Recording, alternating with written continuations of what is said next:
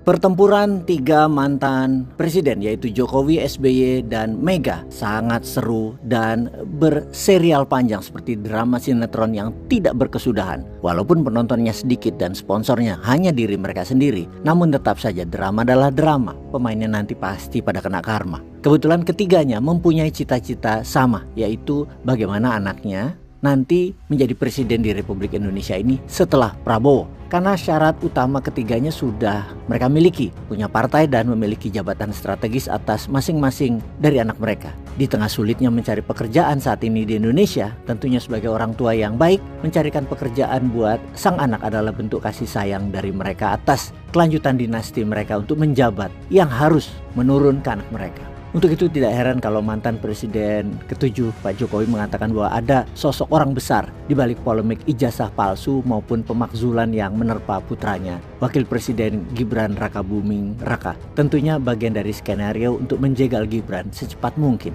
Ketika ditanya lebih jauh oleh wartawan, maka dijawab oleh Jokowi, ya semua sudah tahulah. Dilanjutkan dengan mengatakan, feeling saya mengatakan ada agenda besar politik dalam tuduhan ijazah palsu maupun pemakzulan. Artinya memang ada orang besar, ada yang membackup, yaitu saja. Hal itu dirasakan Jokowi setelah polemik soal ijazah miliknya kembali mencuat saat dirinya tidak lagi menjabat sebagai presiden. Seperti kita ketahui, polemik ijazah palsu Jokowi kembali muncul usai Jokowi purna tugas pada Oktober 2024 lalu. Dengan pernyataan itu, seluruh rakyat Indonesia yang punya hati pasti tahu bahwa yang dimaksud Pak Jokowi sebagai orang besar itu adalah SBY yang mendalangi pemakzulan Gibran dan ijazah palsu. Bahkan Ketua Organisasi Relawan Solidaritas Indonesia terang-terangan, yaitu Sylvester Matutina, menyebutkan mantan petinggi Republik Indonesia di balik Roy Suryo CS dalam kasus ijazah palsu Jokowi itu adalah dengan tegas melanjutkan apa yang Pak Jokowi klaim. Ya, kita semua juga tahu Roy Suryo adalah mantan Menteri Olahraga di Kabinet SBY dan mantan petinggi Partai Demokrat, partainya SBY. Tidak heran kalau Pak Jokowi menuduh SBY sebagai dalang walaupun tidak secara eksplisit mengatakannya.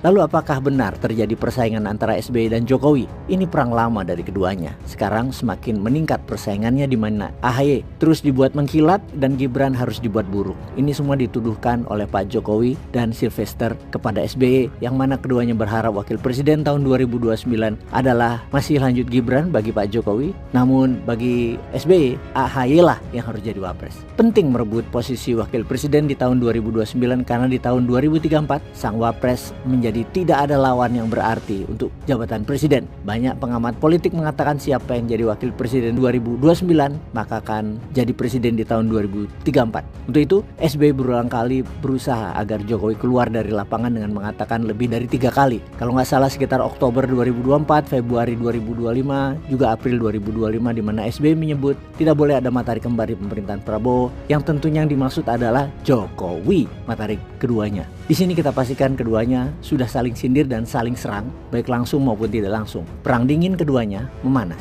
Perkataan tidak boleh ada matahari kembar itu kode keras agar Jokowi menyingkir. Namun tidak begitu bagi Jokowi. SBY lah yang harus minggir. Lalu bagaimana dengan Ibu Mega yang juga berharap putrinya dapat jabatan Wakil Presiden di tahun 2029? Ya tidak bisa disalahkan juga karena sang ibu punya partai besar yaitu PDIP. Punya alat tawar yang besar. Dan untuk itu PDIP juga melakukan serangan ke Jokowi juga. Untungnya Jokowi memiliki pasukan di kabinet, ada 17 orang yang berkuasa solid di kabinet Prabowo. Apa yang dilakukan PDIP? Menyerang sang Menteri Koperasi Budi Ari, di mana Budi Ari pernah menyebut secara tidak langsung bahwa partai mitra judol adalah PDIP. Pernyataan Budi Ari ini lantas direspon keras oleh sejumlah kader PDIP. Meski Budi Ari tidak menyebut secara gamblang partai politik yang dimaksud, tapi semua juga tahu arahnya adalah ke PDIP. Puan sampai minta klarifikasi karena dituding PDIP jadi dalang penyebaran isu judi online, dan itu bisa menggoyang juga agar citra Gibran dan Jokowi membaik tentunya. Budi Ari yang merupakan ketua relawan Projo itu juga membawa nama Menko Polkam Budi Gunawan dan PDIP dalam pusaran kasus judol di Indonesia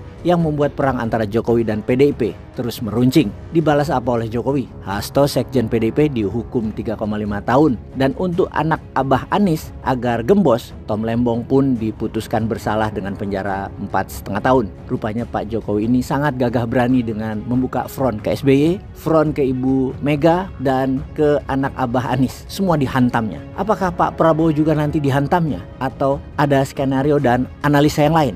Bagaimana? Komentar sahabat semua. Ditunggu. Peace.